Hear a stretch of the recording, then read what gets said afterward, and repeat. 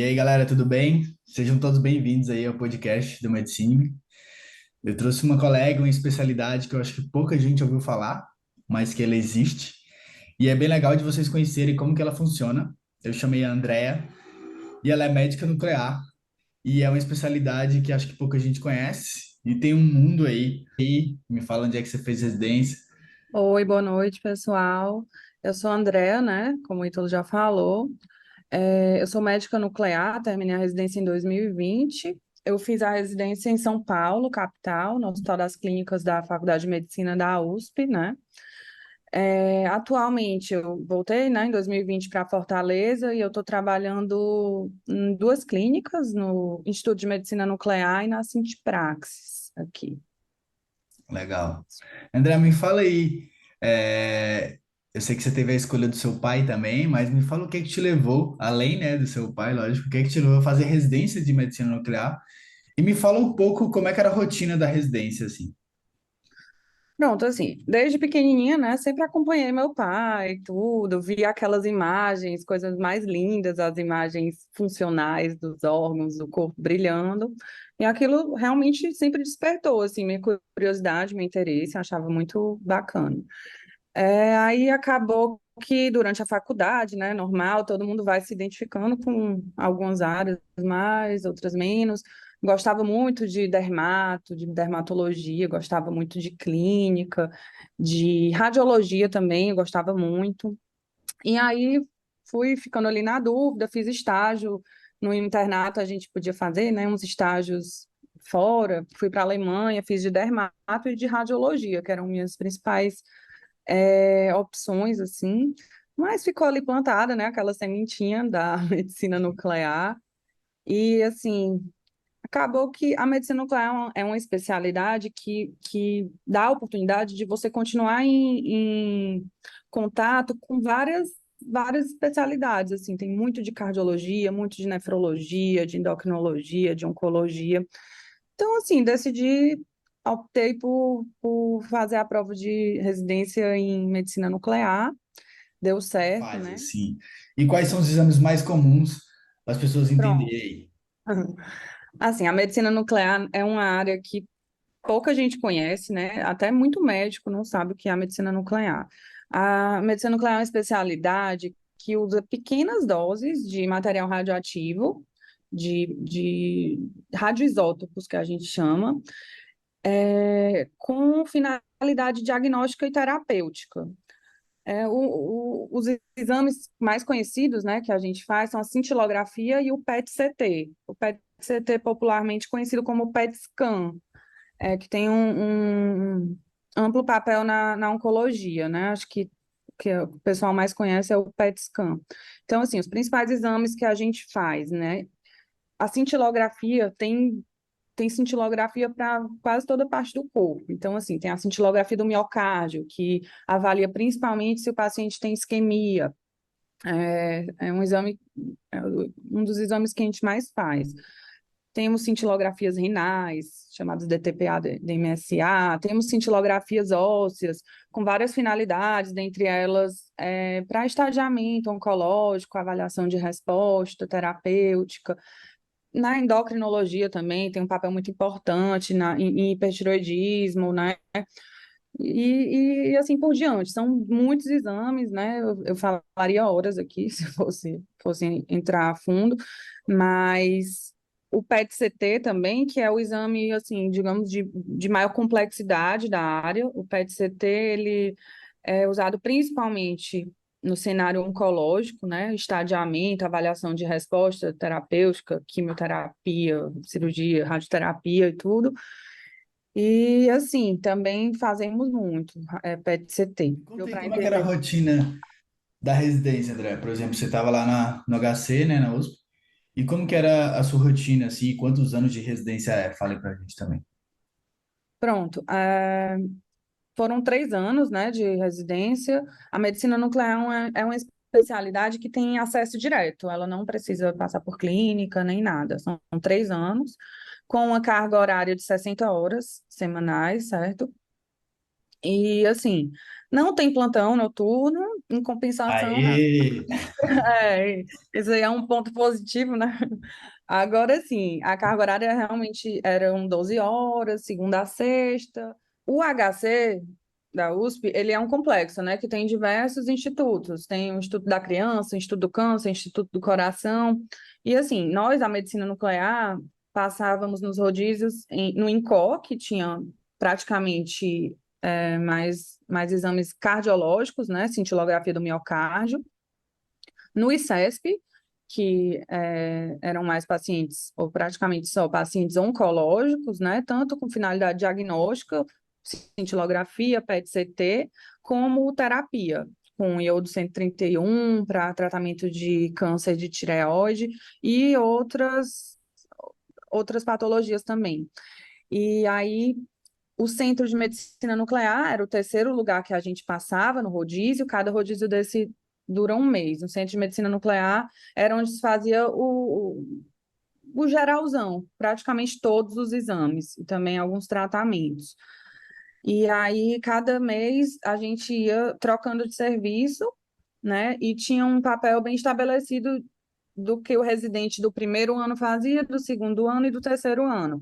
O do primeiro ano fazia praticamente todas as anamneses dos pacientes que iriam fazer exames, né? Passava boa parte do dia fazendo anamnese e laudava algumas cintilografias. O residente do segundo ano, ele já laudava, ficava mais realmente nessa parte de laudo, né? Fazia laudo de cintilografia e de PET-CT, e fazia também todos, era responsável pelos tratamentos com radioisótopo. O R3, ele era responsável pelo restante dos PET-CTs, que é o exame assim mais complexo, né? No HC, um ponto positivo que tem assim, né, é que lá tem casos muito raros, lá tem um volume de paciente muito grande, então a gente acabou vendo assim, coisas muito interessantes que não é muito comum de se ver no dia a dia.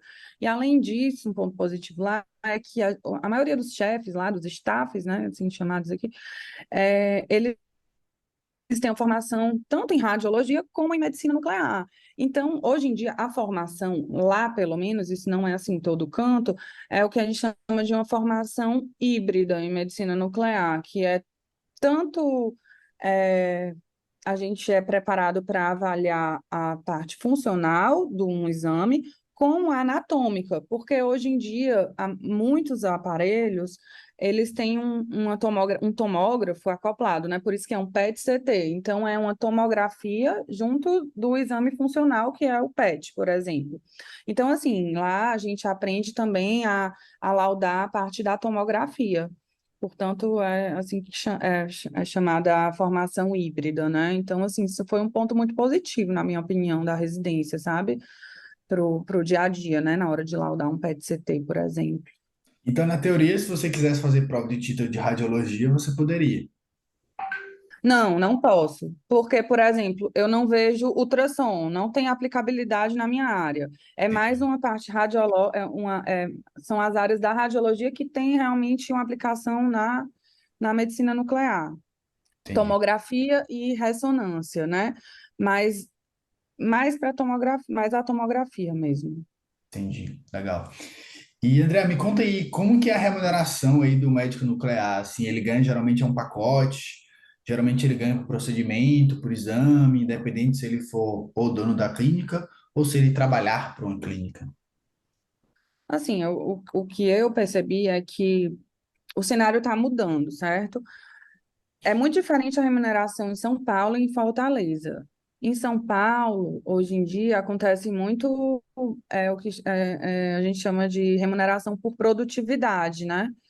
Que o médico ele recebe por exame laudado. Aqui o que a gente vê mais é de um valor fixo definido e o médico tem um salário. Porque na medicina nuclear, diferente de muitas especialidades, né, a gente não trabalha com plantões, geral, não é assim que chama.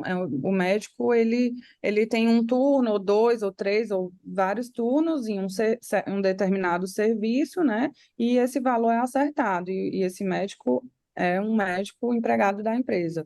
Não é, a gente não tem plantão, são exames eletivos, né?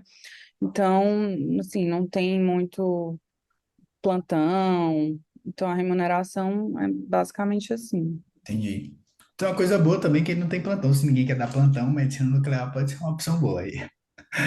Pois é, existem lugares que têm existem alguns exames que são um pouco mais de emergência, como, por exemplo, cintilografia para pesquisa de TEP. Aí, alguns serviços trabalham, digamos assim, Sobre aviso. sobreaviso, isso, Aviso. a palavra é sobreaviso. Sobreaviso, né? Mas não é o mais comum. O mais comum é uma clínica ter um horário que abre, um horário que fecha e pronto. Inclusive em hospitais, assim, em São Paulo, geralmente é assim. Entendi. E André, como é que você vê a perspectiva aí que a gente vê que a medicina está modernizando bastante? Então, são novas máquinas, são novos softwares, e tem um pouco também da inteligência artificial e tem um pouco de tecnologia. Então, a gente vê que a medicina está evoluindo para isso, né? Isso é um Sim. fato. E você vê, como que você vê a perspectiva aí da medicina nuclear aí? Você acha que ela está acompanhando essa evolução inteira? Você acha que ela está retrocedendo? Como que você vê aí? Não, existe, né? Existe esse movimento da inteligência artificial, né? Assim como na radiologia, também na medicina nuclear. Na verdade, a gente já convive com isso há algum tempo, né? E as coisas têm se acelerado mais, mas isso é minha opinião. Em nenhum momento, eu acho que ainda está longe do computador conseguir substituir realmente, assim, o ser humano. Eu acho que sempre vai ter que ter, Ainda mais no principalmente Brasil, né? isso. Assim, na medicina nuclear também, como são imagens funcionais, existem muitos pitfalls, muitos achados falsos positivos, assim, por exemplo, é muito fácil confundir uma lesão com urina, porque os dois têm uma captação, um exemplo bobo, assim, mas não é tão preto no branco, então sempre vai precisar ter um médico nuclear para avaliar ali se o Sim. software tá ficando doido ou se está tudo certo. Eu não vejo ainda no futuro próximo, assim, realmente a inteligência artificial tirar de alguma forma algum médico do mercado de trabalho. Ainda não. Eu também acho. E as máquinas, o que que você vê de evolução? Você acha que, por exemplo, outras especialidades vão entrar mais nessa área? Como que você vê a Na medicina perspectiva aí da nuclear? medicina nuclear? É que grandes centros, uma quantidade de tomografia muito maior, uma quantidade de tecnologia muito maior, então, consequentemente, a medicina nuclear, possivelmente que ela tenha mais indicações também. E isso pode Sim, gerar mais campo de trabalho. E como que isso. você vê essas indicações, se isso está aumentando ou não dentro da medicina? A presença da medicina nuclear dentro da medicina de forma geral. É assim, a medicina nuclear, ela tem tudo para crescer, né? Toda, em todas as áreas que a medicina nuclear atua, ela tem espaço para crescer muito. O problema é que a gente está muito nossa tecnologia ela está muito atrelada à tecnologia estrangeira, então as variações cambiais aí do dólar e tudo.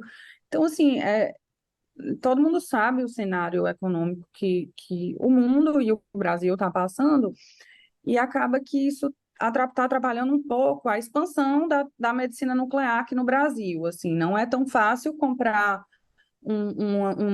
novo PET-CT, um PET-RM aqui no Brasil não é tão fácil como nos Estados Unidos.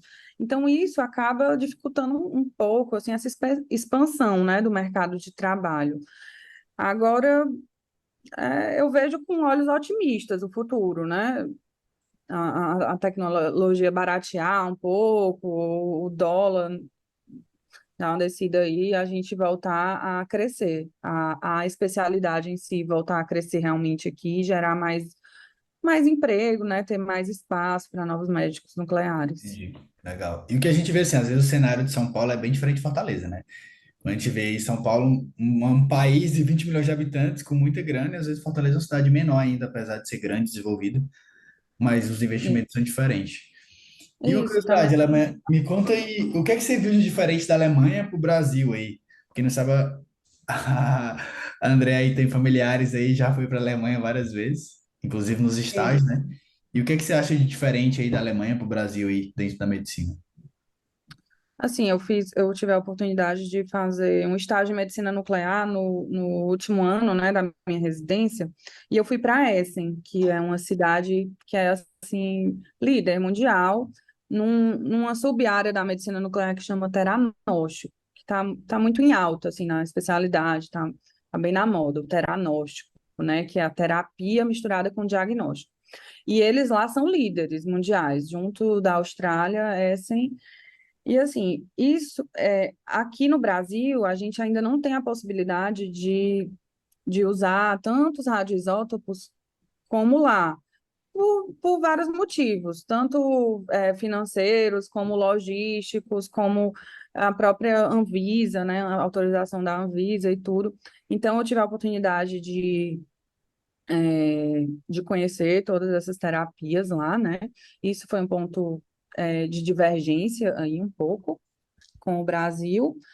Agora, no mais, eu confesso que lá em São Paulo, né, o HC, ele dispõe de tecnologia de ponta, assim, ele tem tudo que tem em todo canto. Eu fui também conhecer serviços nos Estados Unidos, outros serviços na Europa, e São Paulo, Brasil como um todo, inclusive aqui em Fortaleza, não fica para trás, assim, em termos de tecnologia de equipamentos, o PET-CT, o tudo, assim, o conhecimento como um todo, as terapias, né? Como eu disse, são algumas terapias que, infelizmente, ainda não podem ser realizadas aqui no Brasil.